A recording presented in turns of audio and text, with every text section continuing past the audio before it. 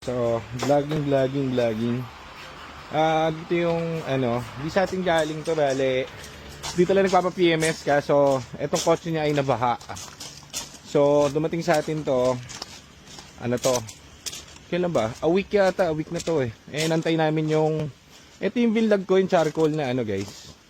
Yung may sulat na sira yung computer box. So, again, mas mahirap kapag galing sa ibang mechanic yung kasi hahanapin pa natin yung culprit eh. Unlike sa kapag kami na una yung hahawak, mas madali siya i-pinpoint. So, pinalitan na natin lahat ng dito, fuse, starter fuse, ignition, switch fuse, yan, bago na lahat yan. Kasi pinagpapalitan din doon, iba yung nakakabit, mali-maling amp. So, ito, dumating na yung kanyang computer box ulit sa amin. Ito rin yan, yung nakalagay sira. Repair na lang kasi ang hirap pasusian ulit nito. Tapos ito yung kanyang sunog na RFA, which is talagang sunog totally.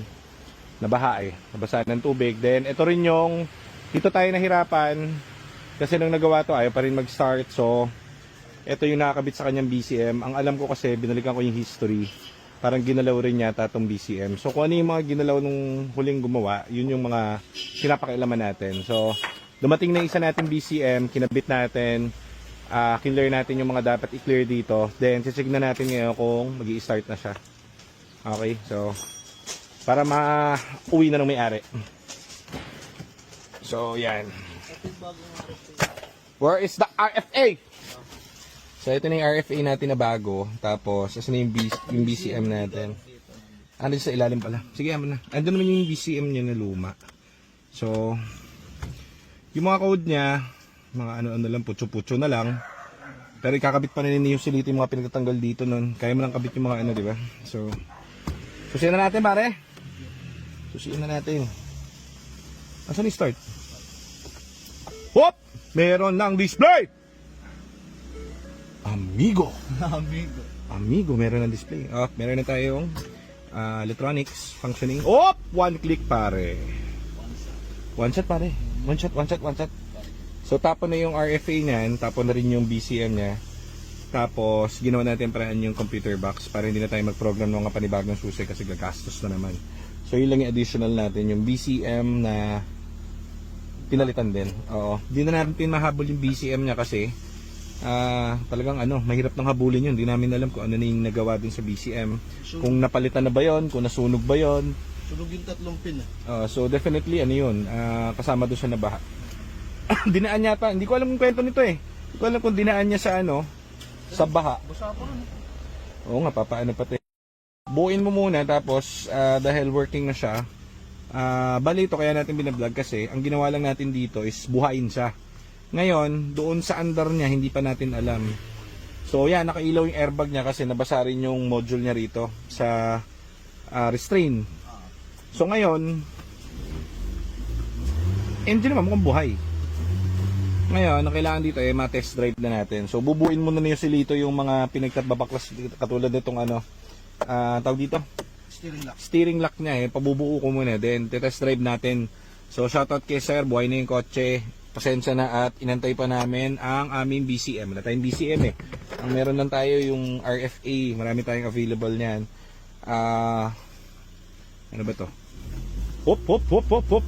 Mukhang okay naman pero tetestingin namin kasi hindi namin alam yung extent nung baha dito. And basang-basa yung carpet pati yung ilalim, baka masira yung nakakabit nating modules. So papa-cleaning muna natin yung buo, then babalik muna natin sa dati. Ano musok? Langis yan. Sa likod. Tingnan natin. At least buuin na siya. So ayun lang, ganun lang siya. Medyo madali lang siya. Nag-antay lang tayo ng BCM. Body control module sa likod. Tapos ito yung yung binuksan natin na may nakalagay na sira. Diba? So ito binuo na lang ulit para okay na. Tapos umuusok kasi meron siyang langis doon sa likod. Ngayon na lang ulit kasi na-start to dahil ito sinakay sa towing to nung may-ari. Tama. So ayan, buhay na yung unit nyo sir.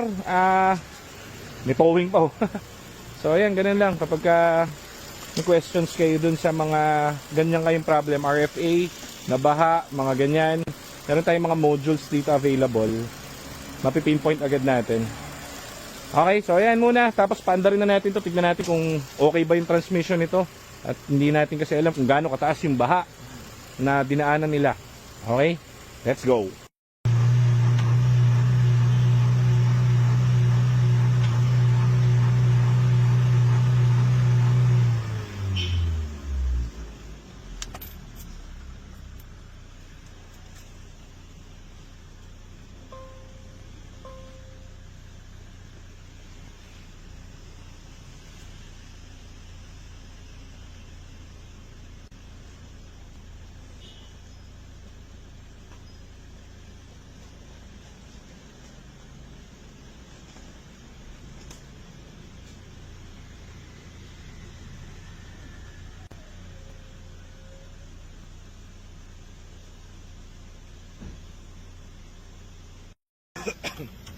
Sakto yung kasi nabasa din talaga yan eh. Inabot yung ano niya, yung airbag module niya dito sa harapan. Oo. So mukhang may basa dyan. Importante mapandar natin. Ikot mo muna. Dikit ko muna ba? Tama ka rito, ingatan mo. Nga po. Bawi ka.